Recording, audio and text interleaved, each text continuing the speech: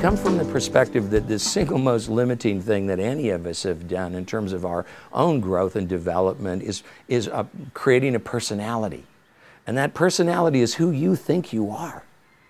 But you are much, much greater, much, much more beyond that. And this is a process to where a long time ago, probably between the ages of 10 and 25 or 26, you begin to create this subconscious part of your personality.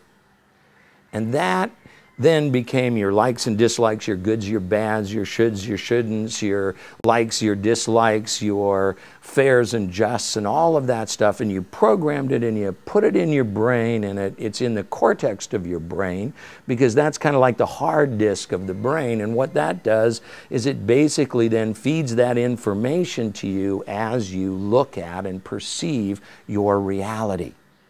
Our personality creates our reality. It's our rights and wrongs and goods and bads, and what we do is we project that onto our environment, and we do that in a way that reinforces our belief system, so that what we want to see is what we have a tendency to see. If I like you, I'll see the good things you do. If I don't like you, I'll see the bad things that you do. It's that simple. So what we do is we actually, with our personality, get in the way of seeing things as they actually are. Now, if what we want to do is we want to bring a little bit more consciousness and wisdom to management, leadership, relationships, all the way along, what we want to do is, instead of being caught in that subconscious personality manifesting itself all the time, what we want to do is we want to take a step away from that personality and create an observer. Because the observer allows us to see our personality, not be our personality. And at that point, we separate from all of those programmed and patterned behaviors, and at that point we can have choice as to whether we want to reinforce those behaviors or whether we want to try new and more effective behaviors. It also begins to get us outside of these perpetual patterns and conditionings that we programmed and probably stopped programming at about the age of 26. Now, if you're listening to this video, probably you did pretty well when you developed your personality and you've been relatively successful in terms of your life. And one of the things that happens is then we begin to kind of grab onto our personality and think that, oh, this is me, okay, me, all right, and we hold on to it, all right, and we eventually hold on to it so tightly that it begins to constrict, all right, how we think and what we do. It even begins to restrict how we feel. We'll talk about that a little bit later too. But right now what we want to look at is just this idea of personality. It's in our brain, and it's like wired as a hard disk in the cortex of our brain where there is no consciousness, right?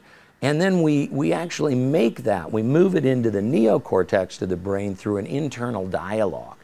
And that internal dialogue, as psychologists, we know a lot about. We know that primarily it is judgments, and primarily those judgments are negative. They tend very heavily towards the negative.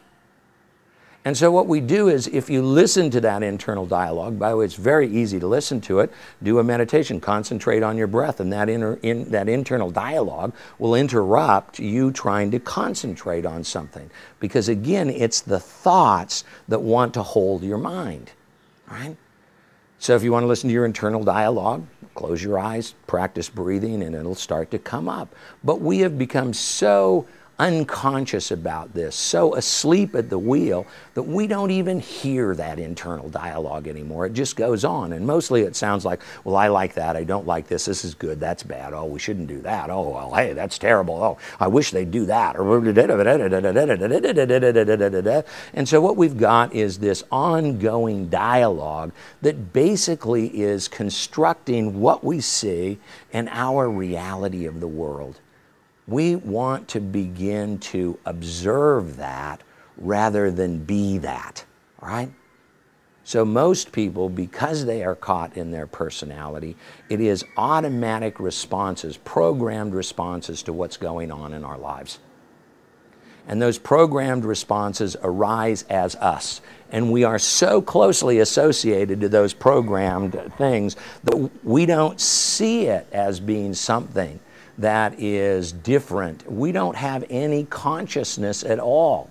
So that's why we're asleep. We're just going through all of these goods, bads, shoulds, and shouldn'ts that we created at the time that we created our personality. By moving into observer, we begin to see those patterns. We begin to see whether they're as effective as we would like them to be. Maybe what we did was we programmed a personality at 22 or 23 that we found that if we were a little bit aggressive and a little bit pushy, we got what we wanted. But maybe, okay, as we get older and that becomes a less and less appropriate way of getting what we wanted. People might say, oh, we're rude or we're pushy and then what it does is it creates a defensive, a negative reaction, and we have a tendency to be in a place to where we're kind of like this. But we've got that programmed in, and we didn't decide this morning that what I'm going to do is go be rude to people. It's just what was programmed by us into our personality at a time, by the way, when we were conscious, because we were conscious of building that personality. Not very conscious, but at least somewhat, because we had to be to put the program in. Now what we want to do is kick the sides of this personality, make it bigger, make it looser, make it so that you feel like that you are expanded in the context of who you think you are, rather than contracted by the narrowness that you probably stopped programming when you were 26 years old.